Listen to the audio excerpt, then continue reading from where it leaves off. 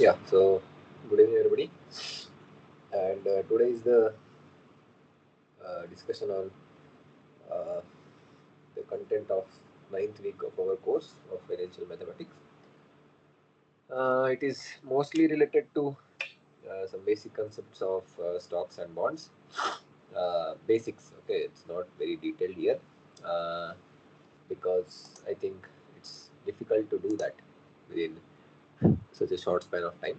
And nowadays, the thing is, after or during COVID, and even after that, many people have been exposed to this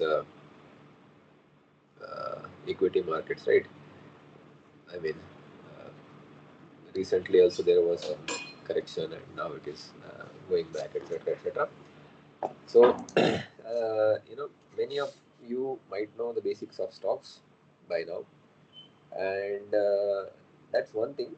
But many, you might have heard about something called as, see, market price of a stock is just that market value which you see every day, which you trade, etc., etc. Uh, but this thing, uh, you know, there is something called as intrinsic value or fundamental value or real value. There are different names, but in the end, it's the same thing. That if you are paying, if you are buying some share, see, first we'll talk about equity or stocks, and then we'll talk something about bonds. Okay, because these are two different instruments, and they have different usage case. Okay, so every instrument has its own uh, requirement. That's why they exist. So equity markets, basically stocks. Then there are some ETFs, etc., exchange traded funds. Then all the things are there. So that is there. But basically, the stocks, they are defined. They are like if they are common stocks, etc. Because there are also some types of stocks, common stocks, preferred stocks, etc., etc. And then there are some creditors. Okay, so for example, if we say start with some basic idea, so let's say you have a startup, okay, and you need investors. So first thing that you can do is go to the bank and try. But usually they don't give you anything because you don't have any collateral as such, because startups are risky endeavors. If it works, then it will be wonderful for you and your friends, etc., or the colleagues in the startup. But if it doesn't, which happens in most of the cases, then there is no collateral access, right? So banks usually don't give loans to those things, at least the well-established ones. Some percentage may be there, but not like they are well known for that. So you have to go to the venture capitalists or angel investors, all those things. And if you get the funding, and if you start your business, and then if it becomes bigger and bigger, at one point of time, you'll need more capital to grow. Okay, assuming that it's a good idea, good business idea, and you are able to execute it also properly. And then you seek different rounds of fundings from the VCs. Okay, but after a point, you need more capital. So that is also out of the range of your private investors. So then, what do people do? Is they usually go into the equity markets and offer their equity in order to raise capital from the general public. So that is called as IPO, initial public offering. And nowadays there is a euphoria. Now not much in the last 3-4 months, since there was a market correction, severe one, especially in small and mid caps. But this IPO euphoria is a cyclical process. It will again come back sometime in the future. But anyway, the point is, for IPO, the reason for company doing IPO is it needs more money or more uh, resources to expand, and they are unable to procure it from somewhere else.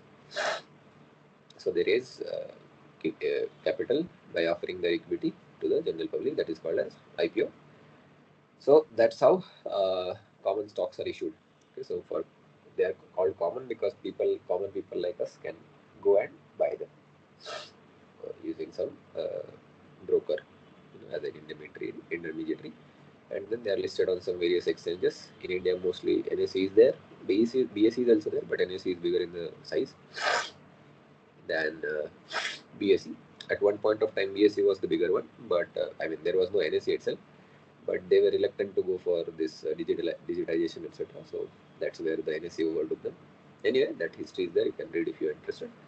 But the thing is, right now NSE is there, National Stock Exchange, and then there are various brokers.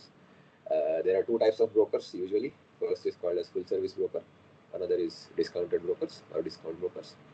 Okay? So because I'm telling you this because there was some discussion on when you purchase a stock and sell it at some profit, how much do you actually make? Okay, so professor had told that brokerages are there, but apart from brokerages, in India there are multiple regulatory charges also. Right, it's not like only brokerage you pay to the broker, and you get the rest of the thing as your net profit or net earnings from that trade. It doesn't happen that way. So maybe we can take one example also, some practical example.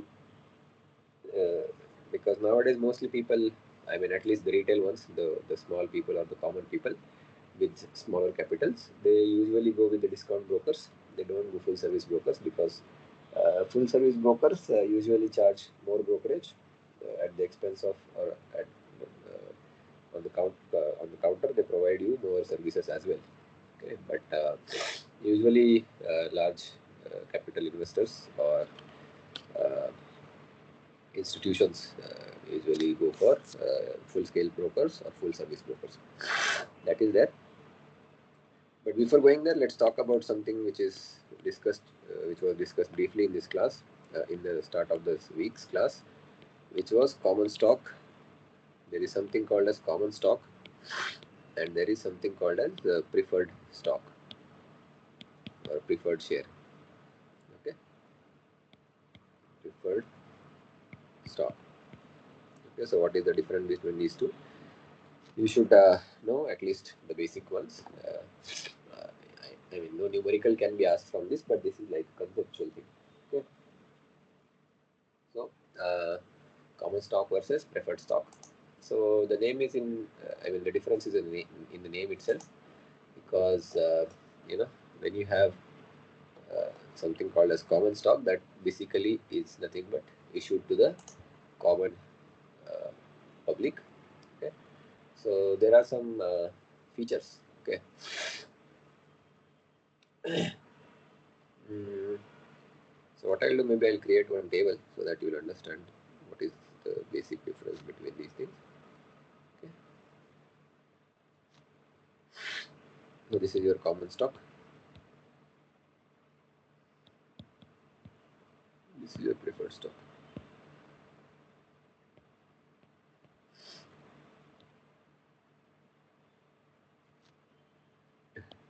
And we'll discuss some of the features associated with them. Okay. Both of them are used to raise the capital by the companies. That's the same thing. But you know, these common stockholders, they are partial owners of the company. Okay. So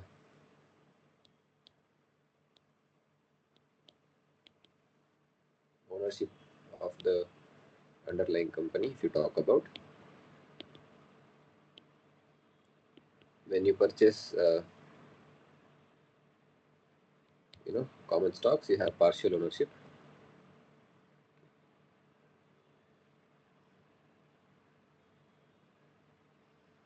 Strange things are happening with my writing pad. Anyway, and in case of preferred stock, you don't have any ownership, or it's very limited.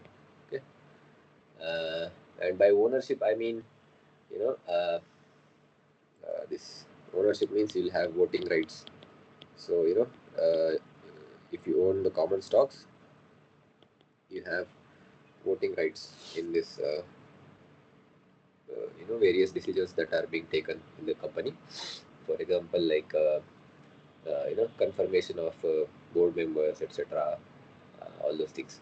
Okay. But the thing is, why do we have preferred stock then? Because uh, you know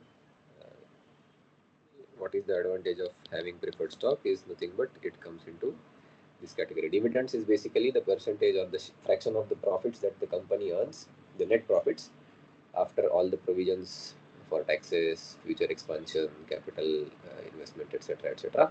Whatever is the net that company has in its net profit column, a fraction of that is shared with the stockholders of the company. That is called as dividend. Okay, this dividend, see, if you see the history of dividends, maybe 100 years back, dividends were a very lucrative kind of the argument for any company. Okay, because most of the companies in the older period, they used to give higher dividends to attract the shareholders or keep the shareholders with the company. But then what happened? Governments all over the world, not only in India, even in US, etc., they started taxing the dividends. Okay, so that is called as dividend distribution tax in India. Okay, they may have other names in other countries, but the idea was, this some percentage of this dividend will be taken by the government, respective government, as a tax. Okay, so then what happened? Then shareholders and even the companies, they were they were becoming averse to give the dividends or higher dividends because higher amount of tax is going to the government. See, this dividend tax is on the top of the corporate tax that the company pays. Okay, so that's the main issue here. So then gradually these dividends, after the introduction of taxes, etc., the dividends started to go down. And then what happened? These new age companies, mostly the tech companies, etc., they don't give dividends at all. For example, if you see Infosys in India, in the Indian context, Infosys, TCS, etc., they are not high dividend paying companies. So what they do is, see, there are two stages. If you are an initial company, then or smaller company, then you have scope for growth. Okay, but no one, in that case, whatever you earn, you invest for the future development or growth for your company. But once you get established, like Infosys, TCS, etc., Tech Mahindra, etc., then there is not much scope for growth also. So in that case, whatever is the net profit, and if you want to share it with your shareholders, they don't do dividends nowadays. What they do is buybacks. Okay, so basically, they will buy the common shares available in the market from the public at some higher price. Okay, because eventually the price will go up is the assumption. Okay, when it happens, nobody knows. This happened with the TCS a few years back. They quoted some higher price for buyback, and soon after that, market or the stock crashed. But eventually it returned, I think. But the point is that only they don't do dividends nowadays. They mostly do buybacks because there are no tax implications for all those things. Anyway, but I mean, there will be tax somewhere down the line. It's not like even if you tender your shares in your buyback, they will not charge you dividends. They do. But yeah, so that's let's not digress. Let's come to the class. So this common stock, if you are holding common stocks of a company, the dividend will be first of all, it is variable and it is not guaranteed also. Okay, so it's not like you will get the dividend always, like particular value or particular duration. It doesn't work that way. But if you have a preferred stocks, then you get fixed dividend, and the dividend is paid to the preferred stock before common stock. Okay, so that is the advantage of having preferred stocks. Usually, these preferred. Okay, then there is something called as risk. Okay, so the common stock bears higher risk, and the preferred stock bears the lower risk. The reason is simple because first of all, the dividend is not guaranteed, and during the insolvency processes also, the common stockholders are given the last preference. For example, unfortunately, the company which stock you are holding is going under the insolvency case or bankruptcy case. In that case, what happens? whatever the assets or the reserves that the company has, first of all, they will be paid back to the creditors or the lenders who have given loans, etc. to the company. Then preferred stock holders will be given their dues. Okay, and then at the end only the common stockholders come into the picture. So that's why the risk is higher. Okay, that is one thing. And then same thing, why the risk is higher is because of the bankruptcy or insolvency, nowadays it is also called. Okay, bankruptcy payout. Okay, so in that extreme or unfortunate scenario, the common stockholder are last in the line, whereas the preferred stockholder are second last. Okay, so before common stockholder.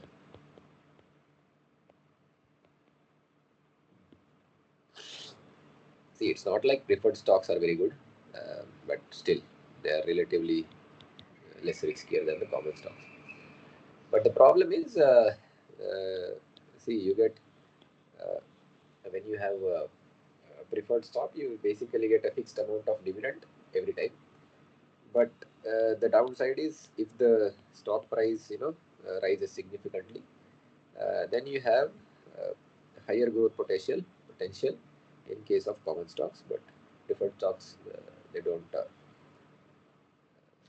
you know, give you that much proportionate returns.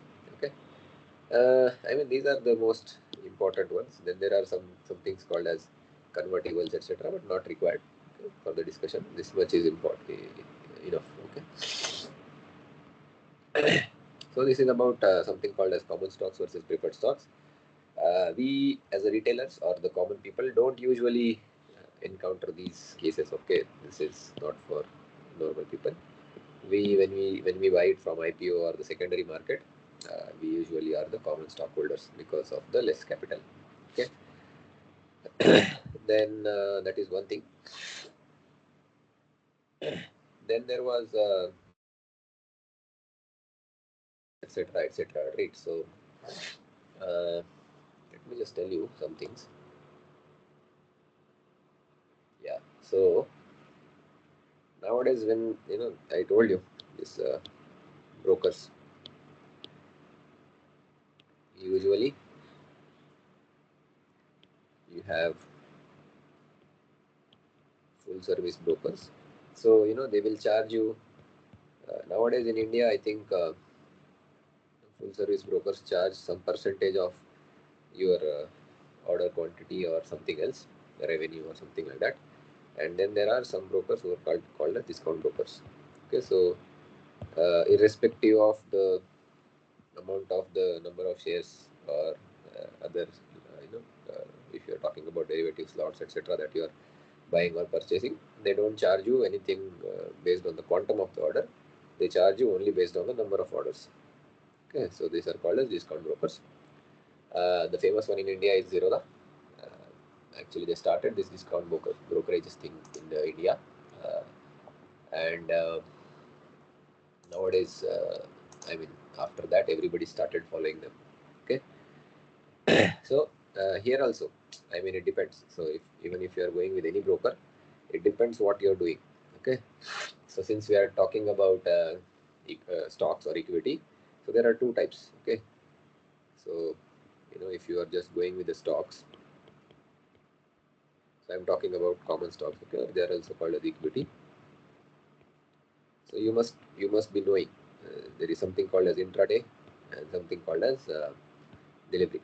Okay, so earlier discount brokers they were not charging much for delivery orders. They were charging only for this thing. What do you say? Intraday. Intraday means you buy at the same day and sell at the same day before the market close. Okay, so there they used to charge. Okay? But nowadays they are charging something on delivery also because of some cost pressures, etc., etc. Okay, and then there is another category which is called as derivatives. Okay, so nowadays you may be hearing some warnings from SEBI, which is our market regulator, that if you are a retailer, almost 90% of them lose money in the derivatives segment. So don't do that if you don't know how to. Okay. And then there are some things called as futures there, and then there are some things called as options. Okay. So these derivatives, they were invented for hedging purposes.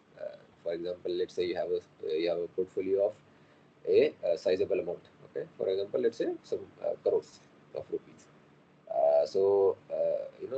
Basically that's a equity portfolio, and you are worried about market going down or some market crash or something like that.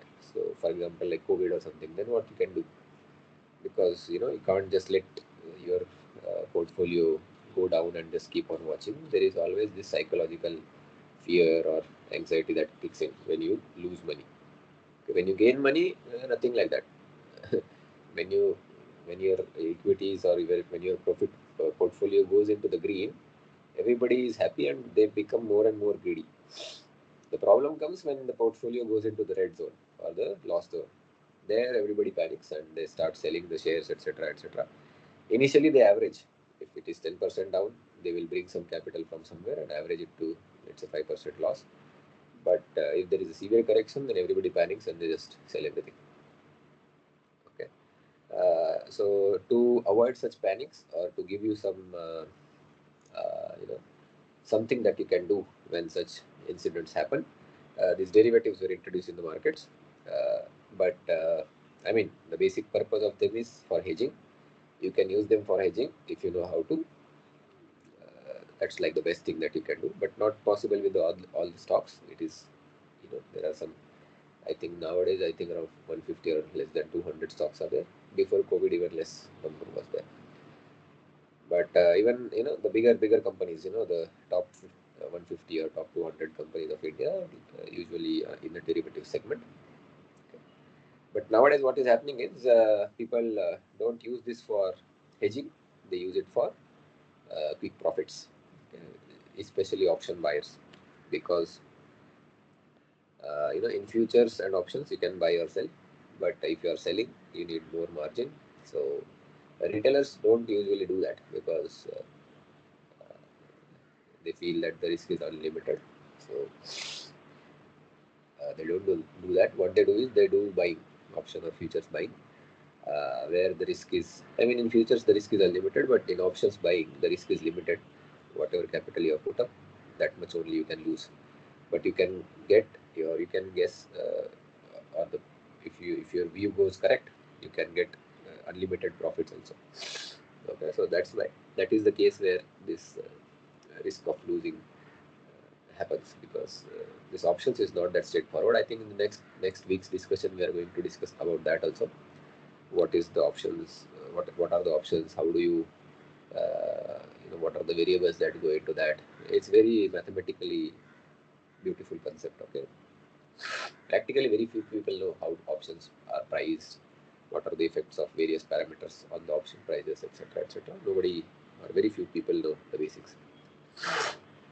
Okay, so with that, let's not go there.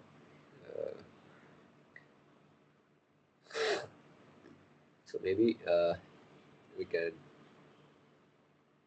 yeah. So this is called as equities and derivatives. There is third segment also, which is called as commodities, where you can buy or sell, or that's generally called as trade commodities.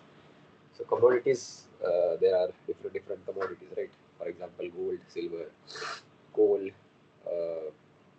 oil, all those things are there in the commodities. So at one point of time, when these equity markets were not that strong or not that bigger, commodities trading was one of the biggest thing. Okay, not nowadays, but earlier, before the advancement of equity markets, etc. These things, commodities, etc., they were very big. Okay, currencies are also there, so you can trade currencies also. Nowadays, cryptocurrencies are there.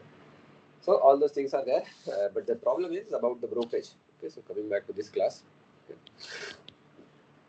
So, uh, you know,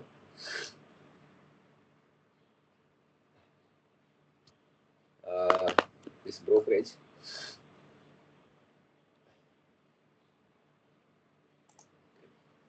maybe I'll take one simple example. Okay, of let's say Ram buys 100 shares of ITC. ITC is one of the biggest company in India, FMCG sector, mostly tobacco, but now they are diversifying. So anyway, Ram buys 100 shares of ITC. Okay, so let's check what is the recent price of ITC. I have not seen it long time back. Okay, so something around, let's say 400, at 400 per share. Okay, I'm not writing rupees everywhere because you know that the price in India is in rupees. Okay, and now he sells uh,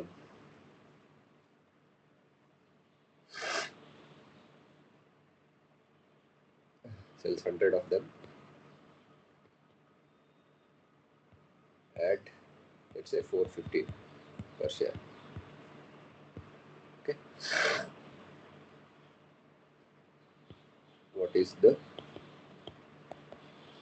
net profit in this trade? Okay. And assume he is using Zerodha as his broker. So this is a discount broker. Assume he used or uses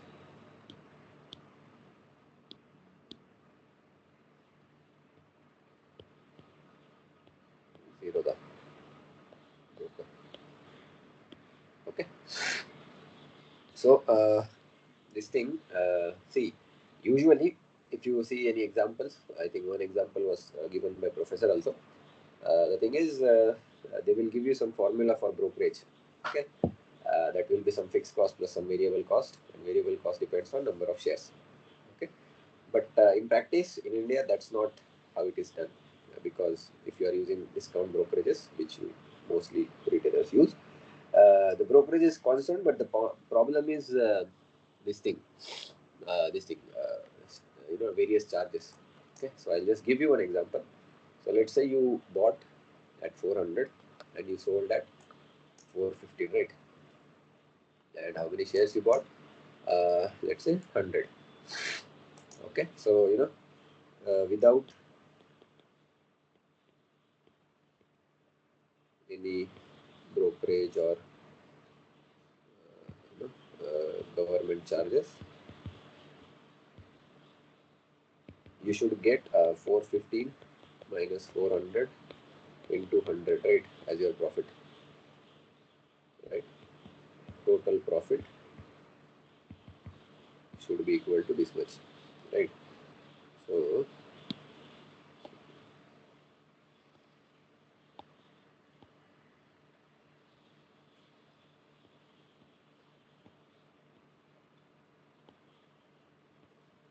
right, this much. So it is nothing but 15 into 100, 1500, right? But the problem is, if you are trading these shares on NSE or BSE, there are also different comes. Okay, difference comes. But let's forget that. Let's say it's NSE only. So brokerage that is charged is about. Okay,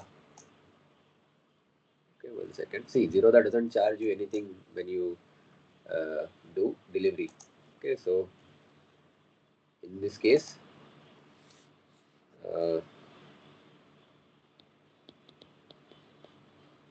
we are using discount broker, right? So brokerage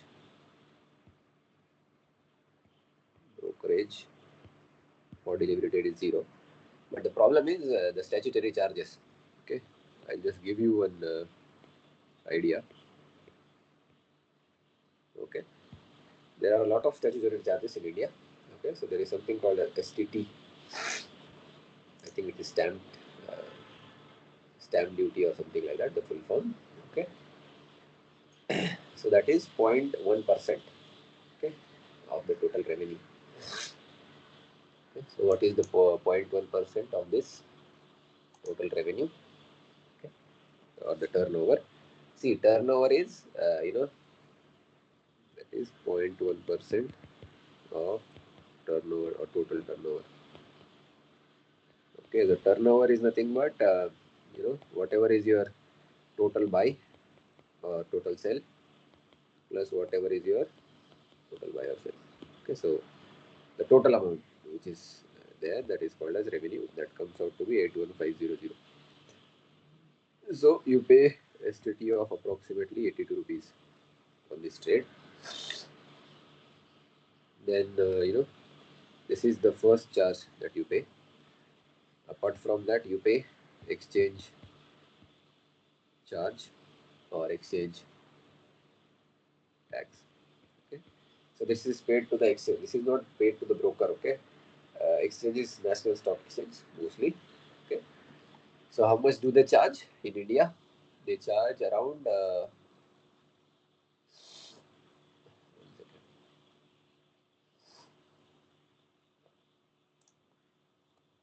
Mm,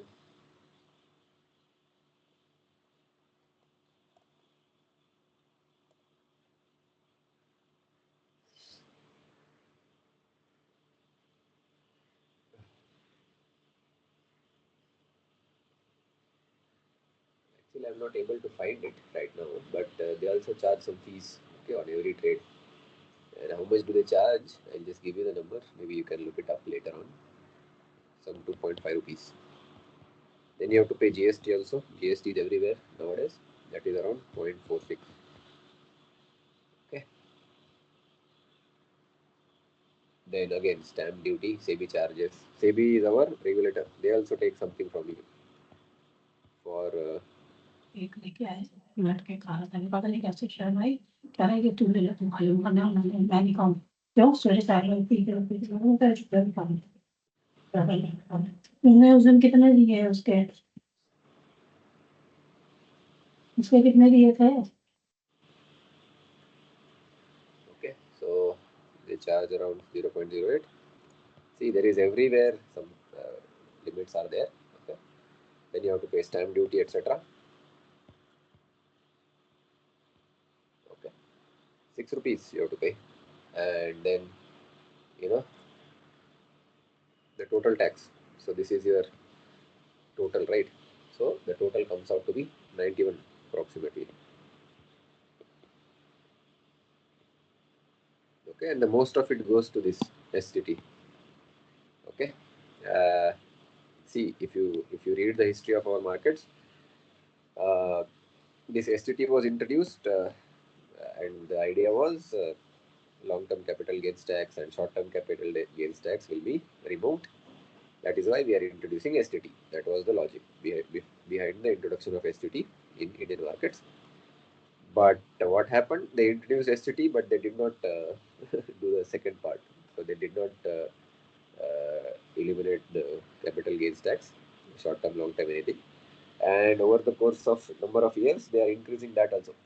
So the problem is STT is also there, and the short term capital gains, long term capital gains, everything is there, and everything is increasing. So the problem is in India, that is the issue that if you are interested in equity markets, then the problem is for this simple trade of 1500 rupees, you are paying approximately 91 as the total statutory charges. This is assuming zero brokerage, okay? There are certain brokers who take some percentage of your net profit also. But I have taken one simple broker example, which is the most commonly used by retailers, Zerodha. Okay. So instead of 1500, you'll get only 1401. Okay. So this is your net profit, and then they call this something called as a rate of rate on investment return, right? Rate of return.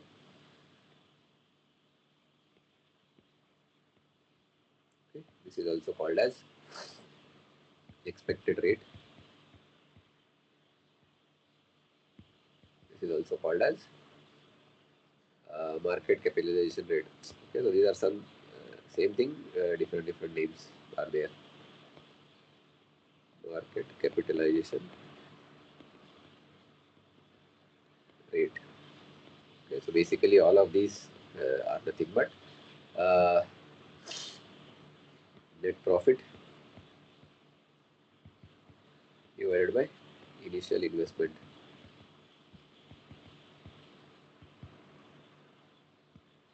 And see this 1400 rupees something that you are getting. This is also not tax free, so it will be also taxed later. Okay, so taxes are everywhere.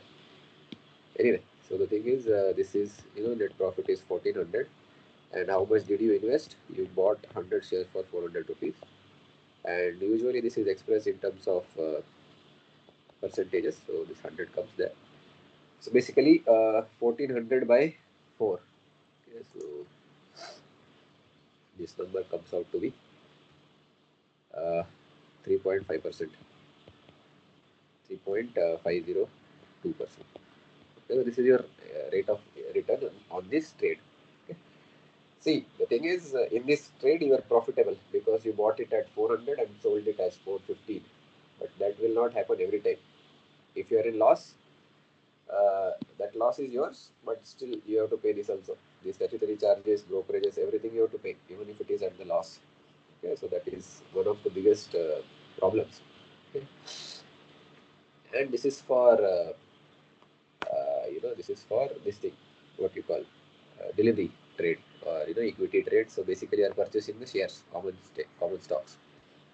If you are doing the derivatives, for example, options, which is very famous nowadays in this, uh, you know, in the context of our uh, new new generation of traders after COVID. So let's take the same example. For example, if you buy at 400 and if you are selling at 415, some 100 quantity of options. Okay, so here we paid some 100 rupees as the net statutory charges plus brokerages, right?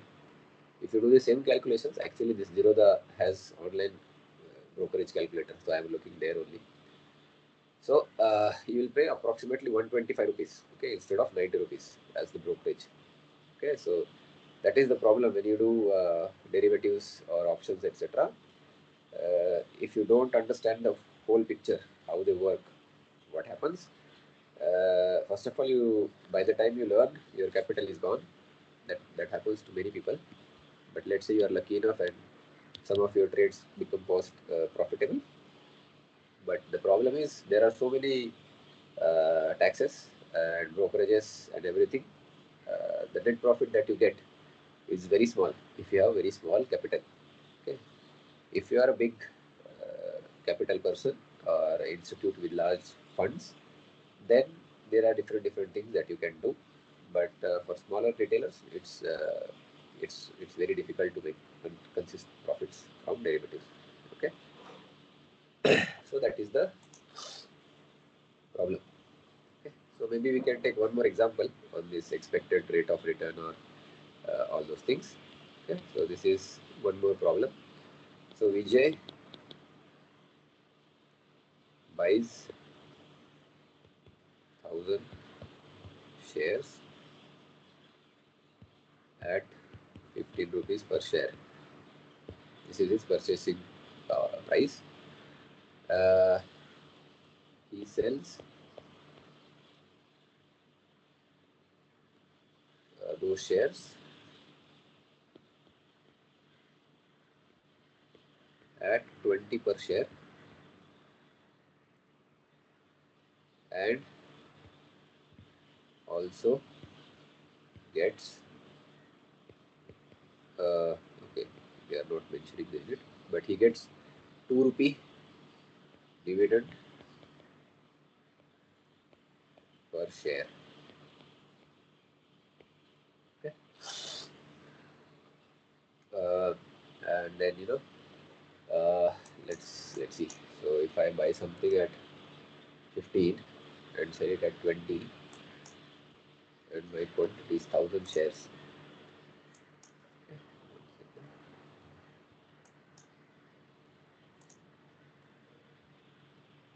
Okay, then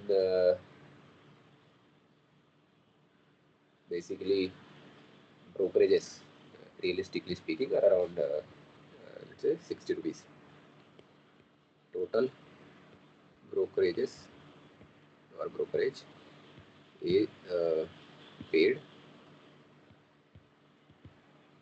is 100 rupees. Okay, so I'll not write rupee, it's okay. Okay, so then in this case you need to find the expected rate of return in this trade. That is the question. Okay, so the formula is in front of you only. This expected return is the thing, but net profit divided by initial investment, right? See, you should pay attention to the numerator here. Net profit means you have to be profitable. If you are in loss, then uh, this expected return ratio doesn't have any meaning. Okay. So what is the profit that you get? See, you sold the shares at 20. So that is your selling price and you bought them at 15. So this is only by the purchase and selling of the shares. But in between you receive the dividends also, right? And that is 2 rupees per share. Okay. So that will be 2 into 1000. And for this trade you paid 100 as the brokerage, so that will be deducted from your net profit. And what is your initial investment? Initial investment is buying 15,000 shares at 15 rupees per price. Okay, so this is 5,000 plus 2,000 of dividend minus 100 of brokerages divided by 15,000. So that comes out to be 6900 divided by 15000. Okay, that is just 69 by 150. 69 by 150 comes out to be 46. Okay, so this is 0.46, but in terms of percentages, it is 46%. So in the class, professor has used this terminology, right? R equal to dividend plus the price at the end of 1 year minus the original investment divided by P naught. This was your formula in the class. Okay, so here uh, brokerages are not taken into account. Brokerage is not accounted for. Okay. And then you can do the calculations, etc. So in that case, the answer comes out to be 46.67%. Okay. If you do this, the answer comes out to be 46.67%. So the thing is, this 0.67% is paid as brokerage. Okay. That is the difference. In this formula, they don't consider brokerage because this is a mathematical formula. Okay. So in practice, you have to pay everything. You can't just get away with all those things. So this was about this equity brokerage, etc., etc. But this is like the first level of these things. Okay.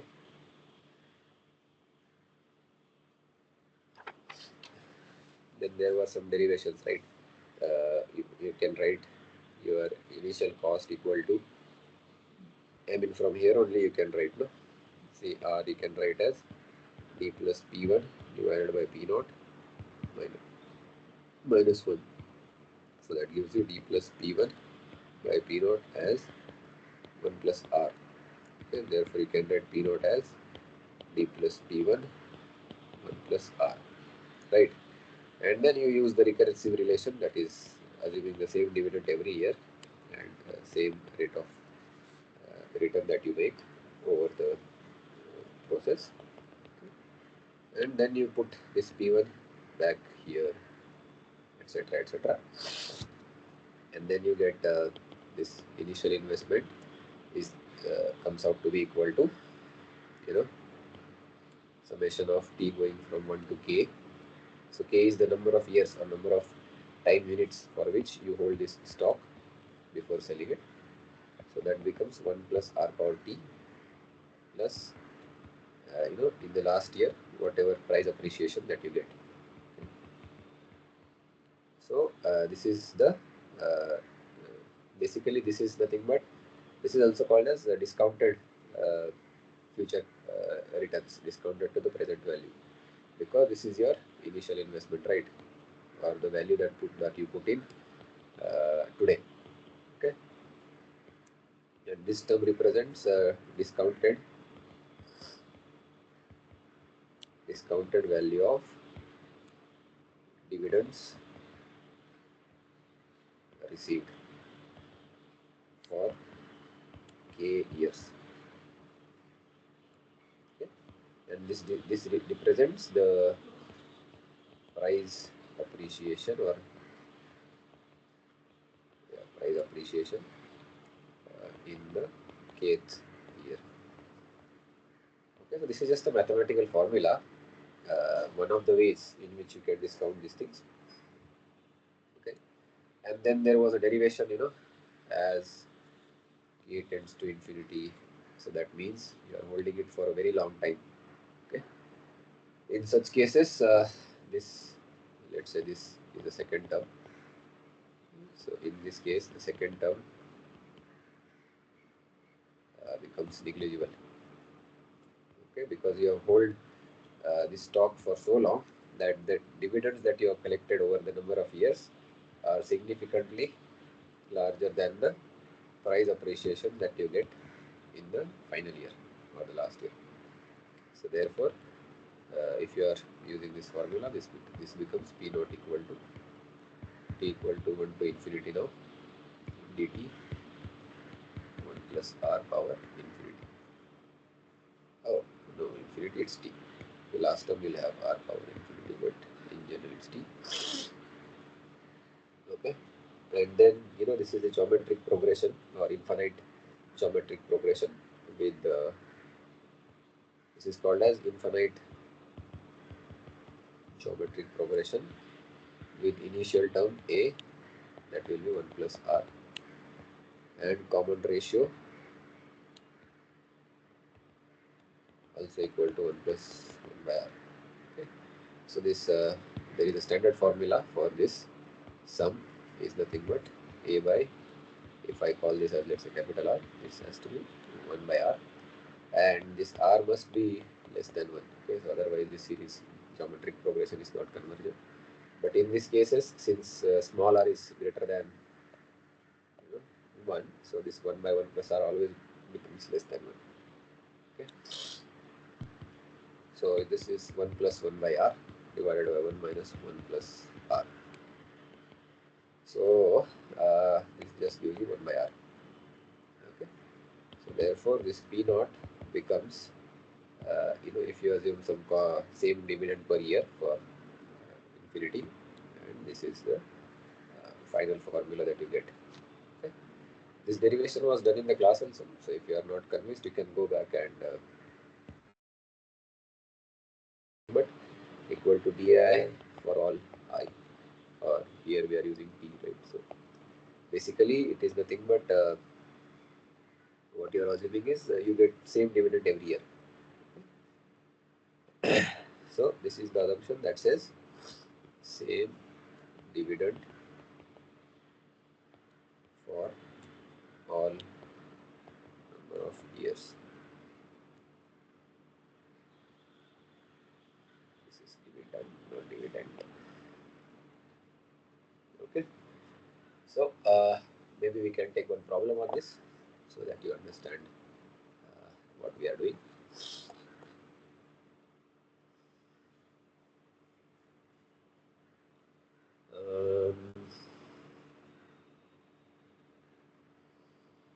Yeah, this is called as Gordon's formula. Okay, Gordon's formula for same dividend case. There is one more Gordon's formula that is for this thing, growth. So dividends are also growing. That is also there. Then we will see one example. Hold on a second.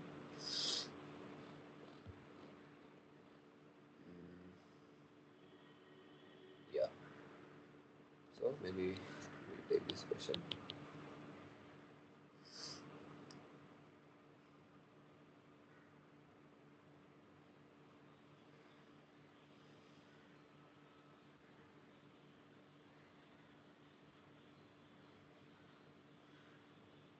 Okay. So if required rate of return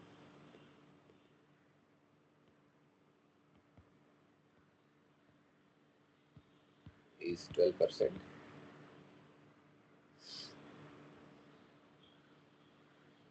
and annual dividend is 30 rupees, then yeah, maybe I can put one more caveat here. Okay. Okay. Okay. So I can just change it as the required rate of return is this, and annual dividend is 30 for a stock. The market price of the stock is 300 rupees. So, is this stock undervalued or overvalued or fairly valued? Okay, so these kind of questions also are asked many times. Okay, and uh, you know this model that we use, this formula, is also called as dividend discount model. Okay, because there are various models that you can use to get the fair price of your stock or equity. This is one of them, where you basically discount all the future dividends that you get, okay, assuming that all of them are same. But as I told you at the beginning of the class, it is not necessary that companies will pay dividends. Nowadays, many don't. Okay, so this kind of discount model fails there. Some other models can be used there. Okay, so we'll answer this question using this model only. Okay, so this P naught is nothing but D by R, right? So here the dividend is 30, R is 12%, so 0.212. So if you do this, that is 300 by 12, 150 by 6, 50 by 2. So 25, right?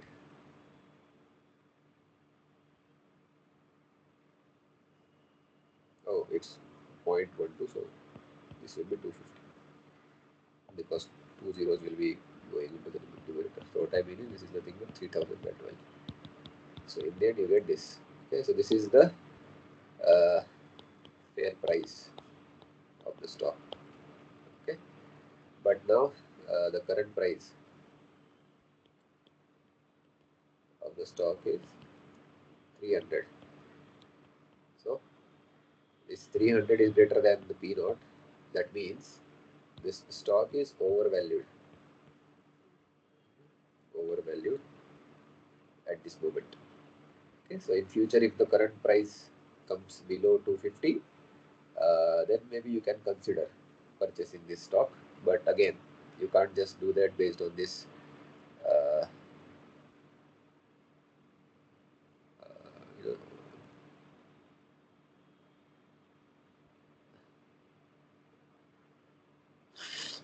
what do you say?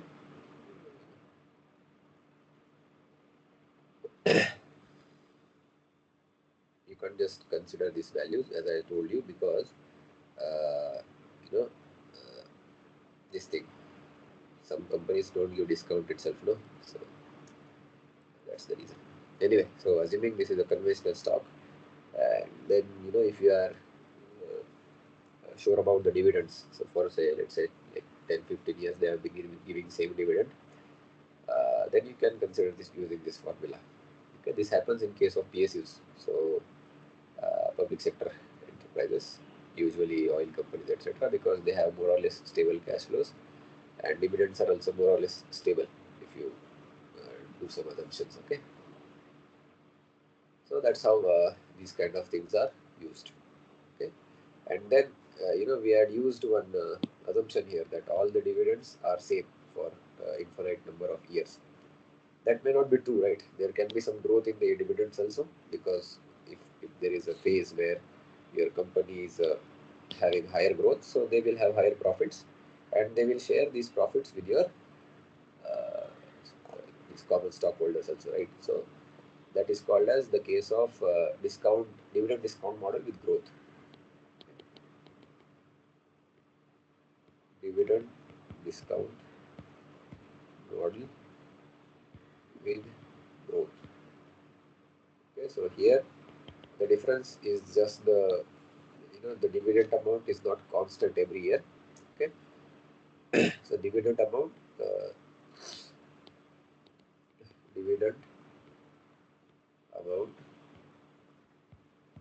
per year grows at G rate. Okay, and then you have this Gordon's formula for such derivation is also done already done in the class by professor, so I'm not doing it again. So you get the Gordon's formula, which is P naught d1 1 plus G divided by R minus G. Okay. This is also written as d1 by R minus G, and R has to be greater than G in this formula. In some cases, when R becomes smaller than G, then we have to treat it differently. Okay, so that is there. This was told in the class also, if I'm not wrong. Okay, so what, for example, for first n number of years, if R is small than R is greater than G, that means uh, the desired rate of return is greater than the growth rate of dividends. Then you have to do the calculations from 1 to n number of years, and after n plus 1 to infinity, you have to do another sort of calculation. Okay. So we'll see those things. So before that, let's just take one formula here, okay, or one question here, not formula. Um, okay, so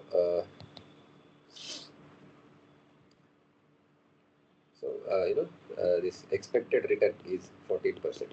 I'm not writing the whole sentences here because that will take some time. The idea is I'll give you the things that are used in these formulas, okay, so that you will be able to solve them directly. Okay, so basically the question says that investor wishes to have 14% yield rate. Okay.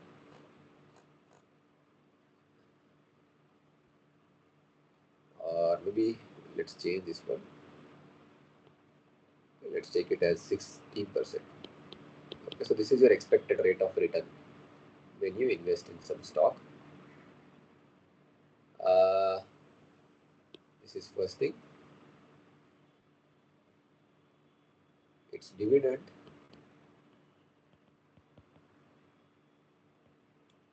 is rupees, it is offering the dividend of 4.30 per share, which is increasing at 7% or 8%, 8% annually. Okay. So this should tell you that this is your G. Okay, G is your 8%, because G is nothing but growth rate of your dividends. Okay. Then find the this thing, what you call stock price for this stock. What should be its fair stock price basically. Okay, so you have to use this Gordon's formula, which is nothing but P naught D1 by R minus G, where R has to be greater than G. Okay, so R here is 16%, so that is 0.16, and G is 8%, that is 0.08. So this condition is satisfied, therefore we can use this formula. Okay.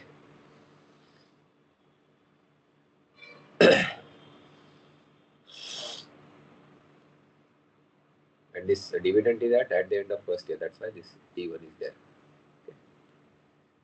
Otherwise, if it is dividend at the start of the purchase or the last year of the purchase, then it is D0. So then you have to multiply this by 1 plus G. But here no need. Okay.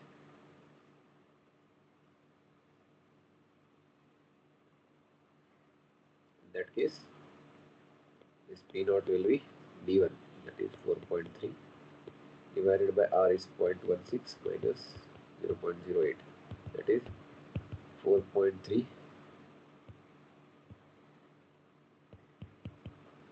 divided by 0.08. Okay.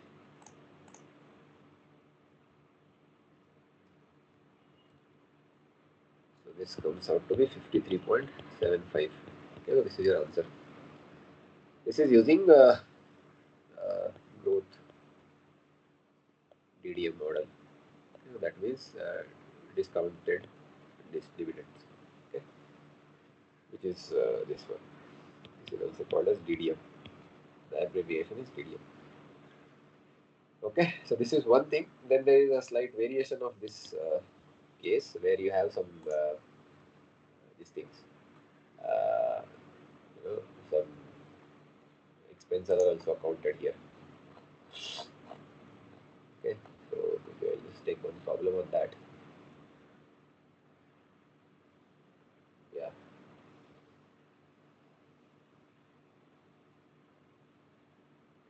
So, a common stock sells at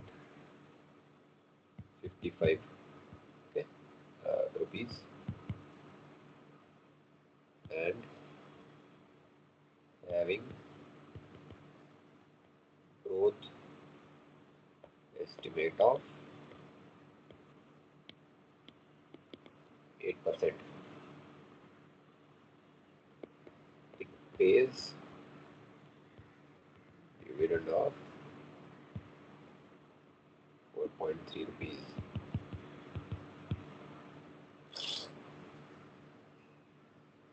Suppose there is a new issue of the stock. Okay, so the stock is already trading at 55, but the company wants to issue more number of stocks. So basically, they are diluting their equity, and they are bringing on new stakeholders or new equity holders in the company. And why do they do that? Because they need capital. Okay, so for example, if there is a company with only 100 shares in the market trading at 50 rupees, so the company has basically 50 into 100, 5,000 rupees. But now they want more. So what they will do is they will issue more number of shares. So in that case, the ownership percentage of the existing owners will go down, but overall company will have more money. Okay, that is called as equity dilution. Okay, so now they want to issue more number of stocks. The company decides to underprice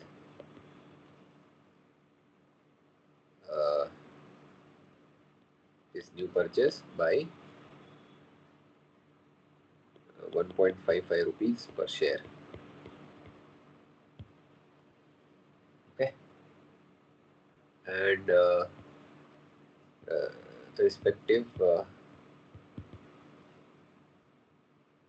flotation cost.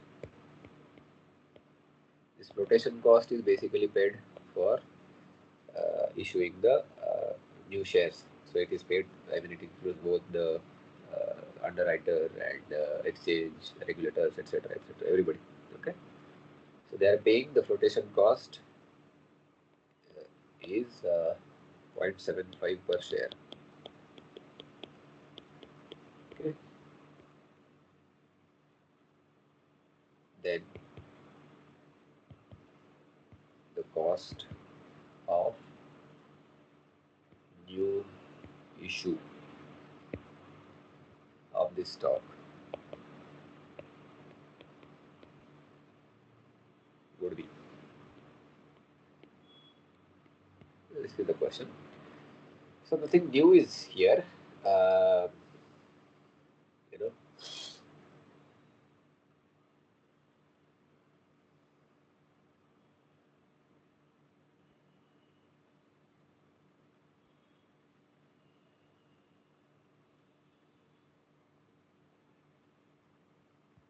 if you do this, you have to use the same formula, which is P naught by P naught equal to D by R minus G, right? So here P naught is given, but the thing is, um, you can't use this P naught directly because you have to subtract this flotation cost, etc., right? So here they used net P, or in our class terminologies, they use something called as net proceeds. Okay, so uh, yeah, so net proceeds they call this. Some cases they just call it as net price. Okay, so I'll use the same symbol that was used in the class to avoid any confusion. So if you do that, you get d by this net proceeds plus g as the formula. Okay. So here dividend is paid, which is 4.3, and what is the net proceeds? This NN is the thing, but P naught minus underwriting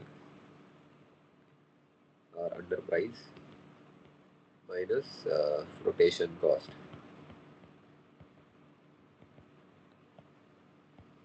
Okay, so P naught here is 55 minus underprice, so they are underpricing this issue by 1.5, and this is 0.7 flotation cost, and growth rate is given as 8%, so this is 0.08. Okay, so if you do these calculations, you should get R as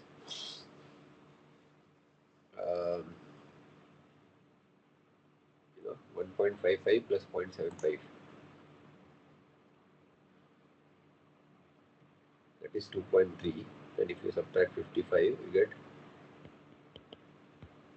52.7. Okay,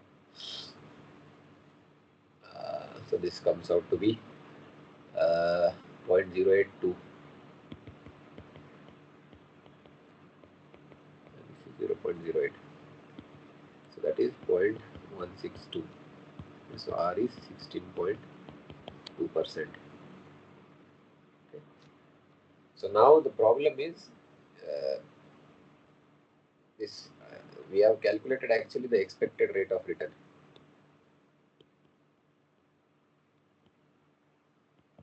Okay, we have not calculated what is asked in the question, and that is cost of new issue of this stock. Okay, so that is the main thing that I wanted to tell you. Okay, so the thing is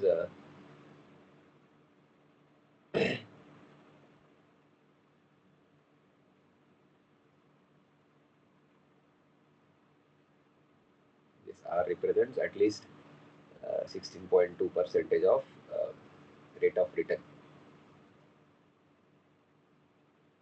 So it is a general convention in case of finance fields. These costs related to the capital are expressed, both including equity and debt, are expressed as percentages. Okay, so here the 16.2% tells you that the company needs to have at least this much uh, expected rate of return, or rate of return from their operation, so that they will have growth rate of 8% with all these dividends that they can give. Okay, so that is your answer. Okay, so in these kind of questions, the answers come in the percentages. That is what I wanted to tell you. I think there is one question in your assignment also, like this. Okay, and then this case where you know you have different growth rates. Okay, so I'll just take the one example directly. Okay, a company pays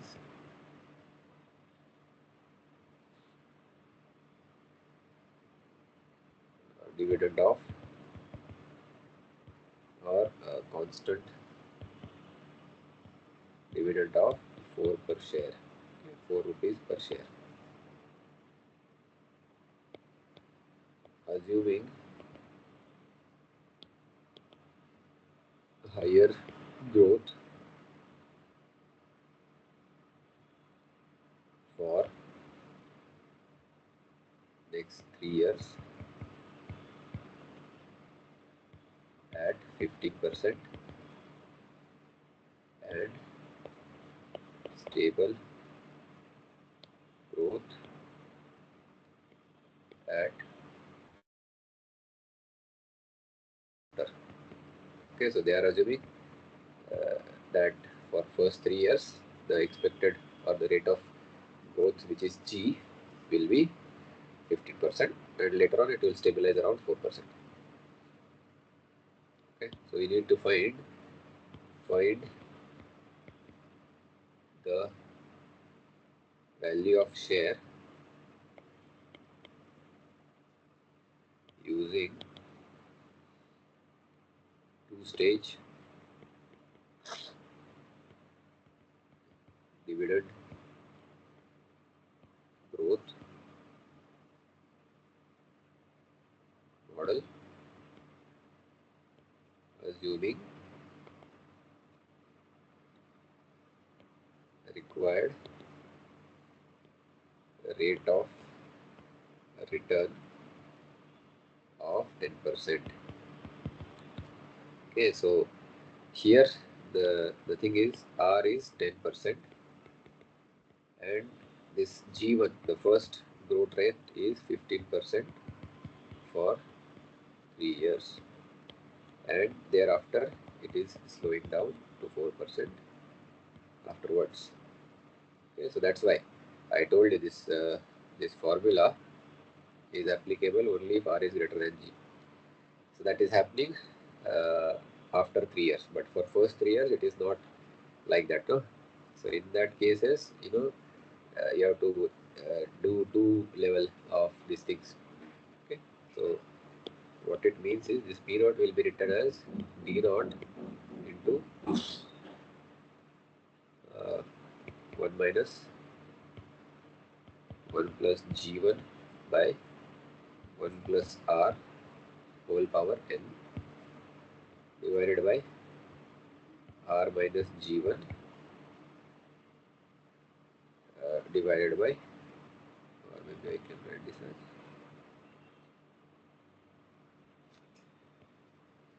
R minus G1 divided by 1 plus G1. Okay, so this will be the first term. This is nothing but this is for when your G is greater than R. Okay, so growth rate is high than your R, and once it stabilizes, after that your this thing uh, R minus G2 1 by 1 plus R power n. Okay, so this second case happens for the sorry.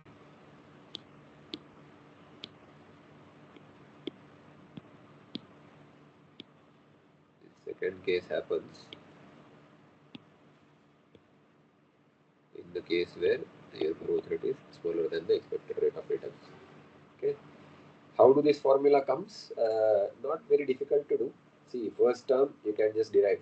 Okay, because this will be again a geometric progression. So with the first term as Actually, in this case, see geometric progression, but this is a finite geometric progression.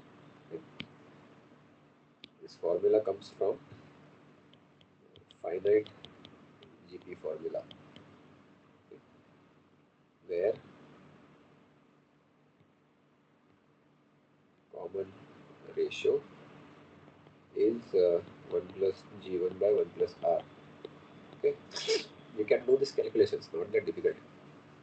And since this this will be greater than 1, this common ratio, so that's why they you can see the numerator and denominator both will be negative in this case. Okay, and this formula is infinite GP formula. Okay.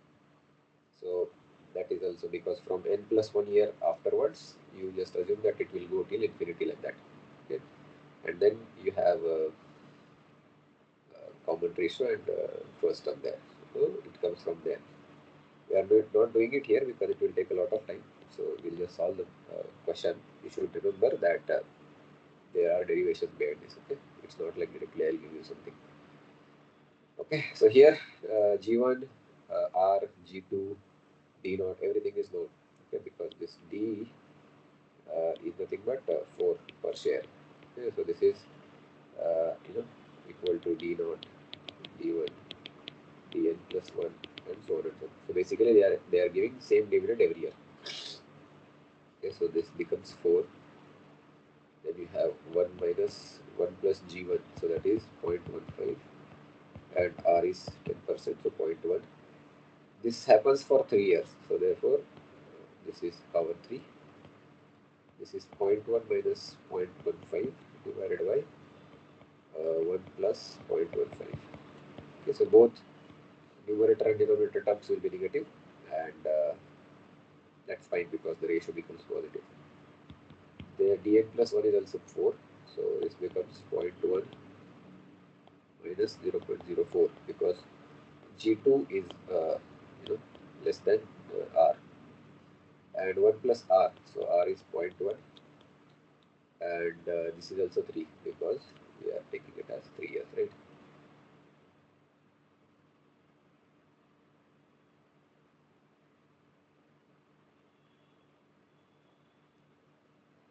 One second.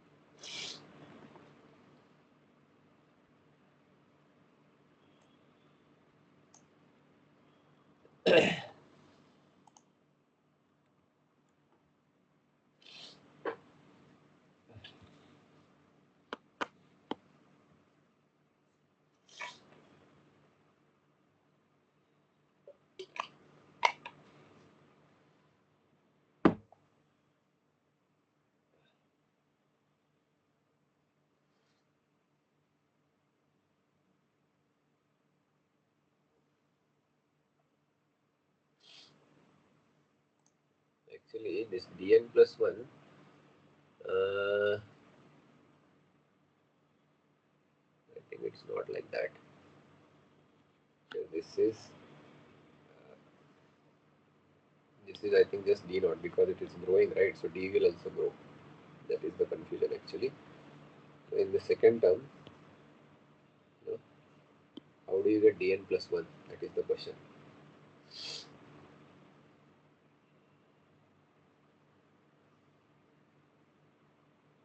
Yeah.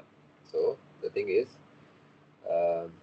this dn plus 1, apologies, I made a mistake there that I told you all dn's are constant. It is not so because, see, d naught is 4. Okay. So d naught is 4, that we know. D1 will be d naught into 1 plus G1. Similarly, D2 will be d naught into 1 plus G1 square. Okay. And D3 again cube. G1 cube. Okay, but this n plus 1 means we need D4. Okay, so that is it, nothing but D3 into 1 plus G2, right? Because after 3 years, the growth rate is G2 in the dividends. Okay, so this becomes 1 plus G1 cube, 1 plus G2. Okay, so that is your value that you need to put here. Okay, so therefore your this value, d naught is 4, and 1 plus g1. G1 was higher, right? So this one, and 1 plus g2. G2 is smaller, 4% only. And then rest of the two terms, 1 divided by r minus g2, and then 1 divided by 1 plus r power 3, because n is 3. Okay, so this term is your dn plus 1, which is nothing but d4, okay, which is coming from here. Okay, yeah, so now it is correct. And then you just have to solve this. Okay, so if you do that, then the first term comes out to be 13.12, and the second term comes out to be 79.22. Okay, so the contribution of first 3 years is 13 rupees in the total price, and the contribution of fourth year onwards till infinity is around 79.22. So that gives you the total price of 92.34. Okay, so this is the classic case of two-stage growth formula for dividend discount model. Okay, so you have to remember these formulas if you are planning to appear for exam. Okay. So with this, we have covered mostly our equity problems, and apart from that, there was some discussion on receivables, right? Bonds. Okay, so the bond is not that easy. Okay, concept to understand. Equity is easy to understand because that we know. Okay, but the bonds is not that easy. Okay, so there are some terms in the bonds. Okay, so sometimes they ask you questions from this term only. Okay, so discount, premium, when it happens, okay, etc., etc. Okay, so we'll discuss some things about them and then we'll stop. Okay, because sir has already given you how to prepare discount schedules for both the cases, when you are purchasing it at discount, or in another case when you are purchasing it at premium. Okay, so all those things are discussed in the class extensively, and I don't think they will ask anything beyond that in your exam. Okay, so if you can understand those things, that will be more than important for more than enough for you. Okay, so about bonds, maybe we'll take some problems. Okay.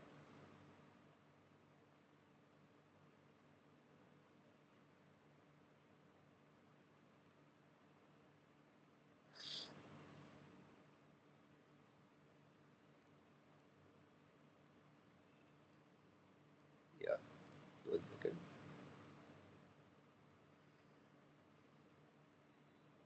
Yeah. So in these bonds, no, there are some things that you should know, or some terminologies are there. First is called as face value. Okay. Uh, so face value or par value. Okay, so these are also equivalent terms. So this is nothing but the amount bond holder receives at the maturity. Okay, and usually when you purchase any bond, they classify or identify the bonds by using their face value only. Okay, so you should remember that. Then there is another term that is used is bond rate or coupon rate. Okay, these are same things. It is nothing but interest rate paid on face value. Okay, so whatever is the face value, on that how much percentage interest rate you are paying is given by coupon rate. Okay, And then there is something called as purchase price or current price. Okay, so these bonds, it's not like once they are issued they are not traded. Okay, so they are traded in secondary markets also, like our equity shares also traded in the markets, right? So bonds can also be traded. So whenever you purchase the already issued bond, that is called as purchase price or current price. Okay, so this is called as price at which the bond is currently trading. Okay, and there is see this something called as yield on bond. Okay, so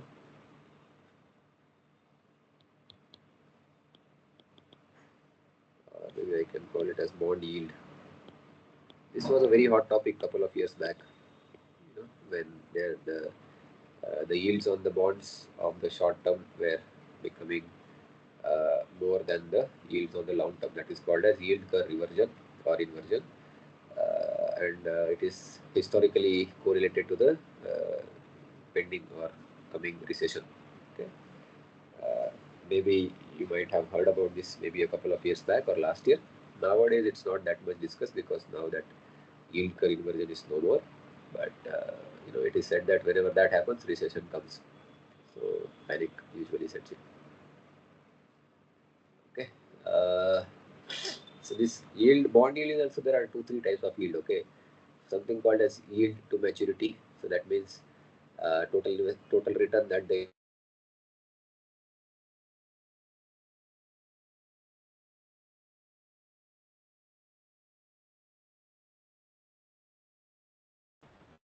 usually that is called as current. That is nothing but coupon payment or uh, the annual payment of the bond interest divided by current price. Okay, so all those things are there, but basically bond yield means uh, you know actually that is the current yield that you get on bond. Okay,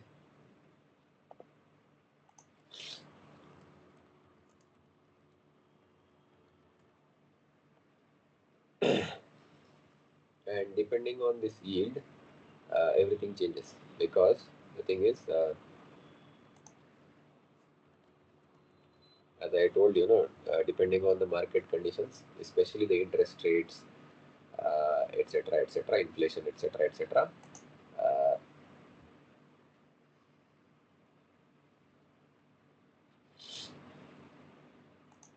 One second. I think there is some issue with my internet. Let me just check it.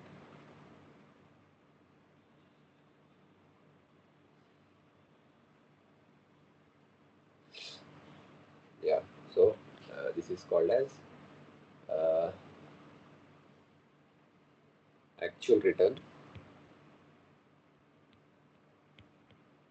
So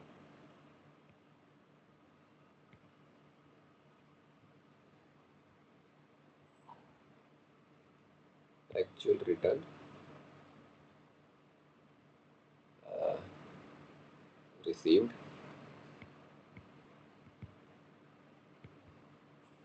from holding the bond for actually uh, actual annual annual return received from holding the bond, and this is expressed as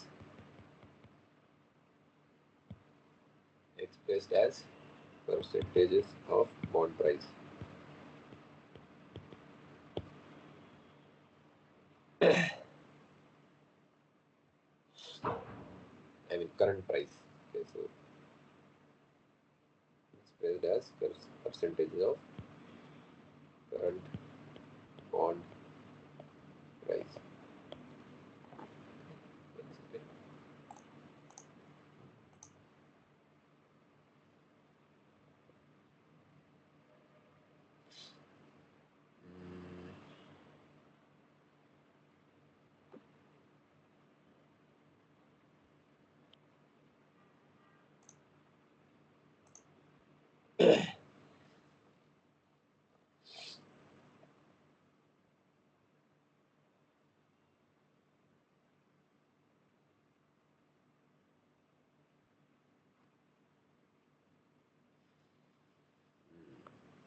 Actually, it depends, this is, I'm talking about current yield because I'm considering uh, current market price of the bond. Sometimes they define this as coupon yield also or nominal yield, where you define it based on the face value. Okay, so based on that, it changes. Okay, so I hope you get the point. So that's not the important. The important part for our discussions as far as this course is concerned is there are some bullet points that you should remember that you know when the yield is high, okay, the bond yield is high or current yield is high, then the bond rate or coupon rate, that's a bad thing because then your current price falls below the face value, and then it's a problem because uh, see, if you hold the bond till maturity, nothing will happen. Whatever is promised, you will get. But the problem comes that many a times, many companies purchase heavily such bonds, and when the price of the bond falls, it will be reflected as MTM loss in their accounts. Okay, so last year I think this USA regional banks, they had a lot of exposure to the bond market, and at some point of time the yields were spiking significantly. So that means the bond price will be decreasing with respect to their face values. Okay, and in that case, what happens in case of banks like that, regional banks in US, which happened recently, the people who have put their money in those regional banks, they panic and they ask money to that bank that we are not sure whether you will be able to repay our FDs or anything like that in the future. So whatever money we have with you, give us now. Okay, so that's the problem. So if you hold the bond till maturity, whether it's at discount or at premium, you should get what is promised. And what is promised is you will get your face value and the coupon rate that it was given for certain maturity. Okay, it is the problem that comes in between when they are traded. Okay, so that is the case. So before that, you should remember these terms. Okay, yeah. So when this current yield,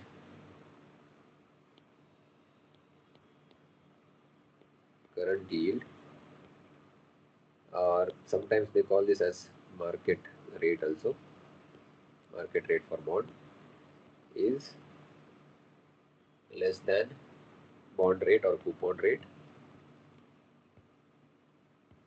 Okay, so this is your first case, bond rate or coupon rate of the bond.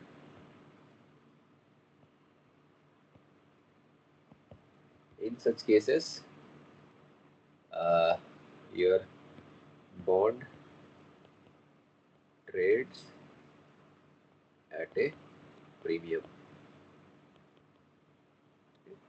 and the premium amount is nothing but that premium that we call is nothing but current price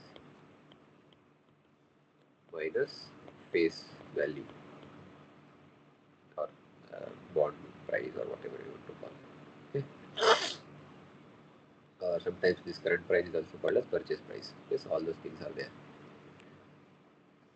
Okay, and the second case is when your current yield or the market rate of your bonds, they spike and they go above the bond rate. That's the bad case. Okay, that is above the coupon rate. and that is what happened some time back in US regional banks. Okay. So here they are called as bond is trading at discount. Okay, so you'll not get face value if you want to sell that bond in the market in this scenario. So that's why they call this as MTM loss. Anyway, if you hold till maturity, nothing will happen. But in some special scenarios, you have to sell it before. And that's where the problem starts. So here, the face value or the par value will be smaller, or it will be greater than the current price or purchase price. Okay. So you need to remember this. I think they ask some numericals or some statement type of questions from this also. Okay. This is like the basis of your bonds. Okay, we'll do some numericals also, but the main concept is this only. If you understand this, maybe that's more important. Okay, and we'll take one problem on this because that is also important, and then we'll stop for the day because most of the problems have been taken by professor only. So I mean, we can't go into much details than that. Okay, so we'll take a problem where you have a bond with face value of 25,000 is redeemable in 10 years at semi-annual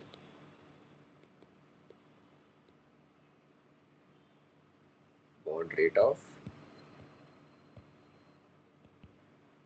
8.5%. Okay, so the first question is, if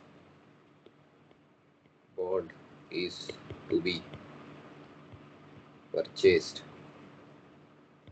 at 7% yield, purchase price will be. That is the first question. So here, as you can see, the yield is lower than the bond rate. So that means this is the first case. Okay, so that means the bond is trading at premium, and premium will be greater than the premium will be current price minus face value. Face value is given here 25,000. You need to find the present value or current price or purchase price. Okay, so this formula is given in the class only, right? This thing, okay, this premium that you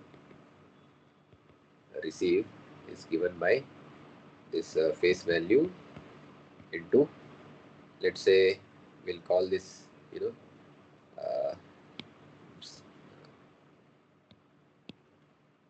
this as this is your bond rate, right? So let's call this as B, and this is your yield rate, so let's call it as Y.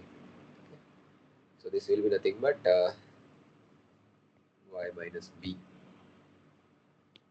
okay, into, now we have to discount everything back to the present. Okay, so therefore this comes T equal to 1 to N 1 by 1 plus T power N. Okay, now the question is, see, face value we all know it is 25,000, no doubt there. Y is your yield, but this is a semi-annual thing, so it will be 0.07 by 2. Okay, so that will be 0.035. B will be similarly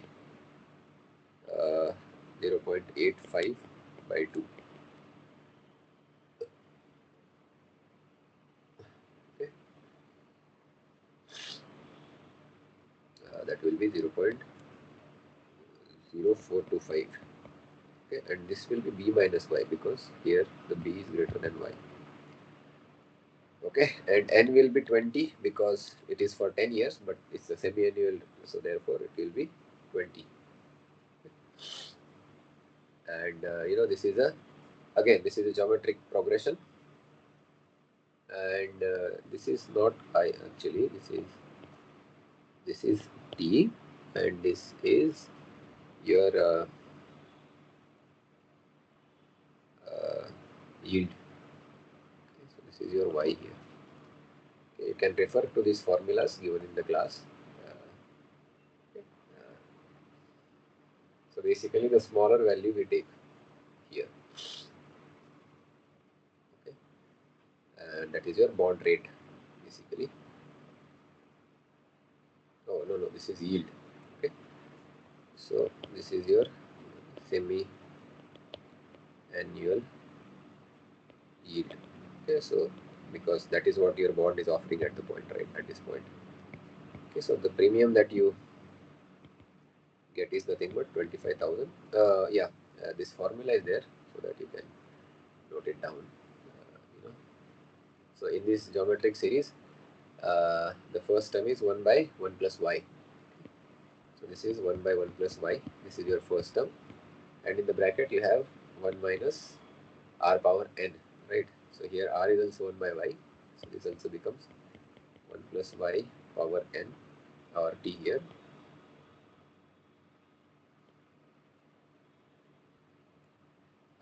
But this it goes till n, right? So this becomes n, and same term comes 1 plus y.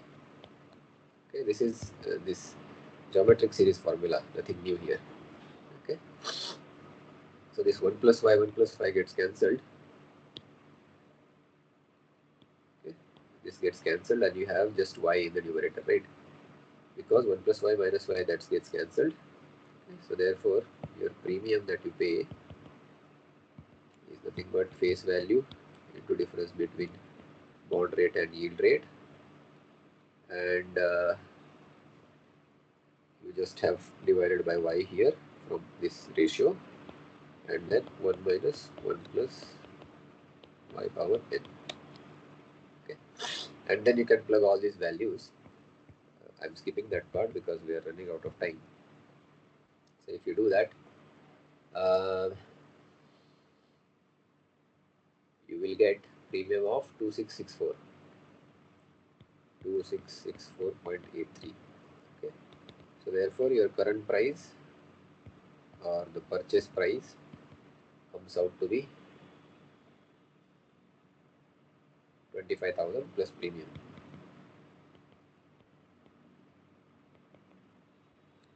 And that comes out to be 27,664.83. Okay, you can repeat for if you take 10% yield, that means your y becomes 0.05. That is first thing.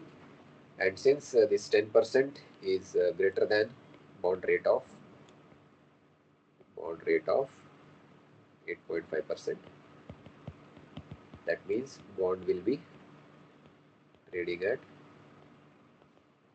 discount. Okay, so here the discount is calculated by the same formula. Okay, so that is again 25,000 face value. Now b minus y. Okay, that term changes to y minus b here. Okay, because we are calculating discount. If you take it like that, the negative sign will come. If you understand that, that is also fine. But usually we take it as 0.05 minus 0.0425, and then the same thing. Yield is here 0.05, and in the bracket you have 1 minus 1 plus 0.05 power 20. So if you do that, you will get the discount of about 2336.66. Okay, so current price or purchase price in this case comes out to be 25,000 minus 2336.66. That is nothing but 22,663.33. Okay, so this is how you can do the calculations. And sometimes they will ask you what is the book value at the end of 2 years or something like that. In such cases, just calculate discount or premium for that many number of payments, and then whether depending on discount or premium, just subtract or add it to the face value. Okay. So with that, we'll stop and we'll meet next time. Okay. So I hope this bond part was clear. You should be thorough with the terminologies and this some formulas are there. Okay. So with this, we'll stop and we'll meet next time. Okay.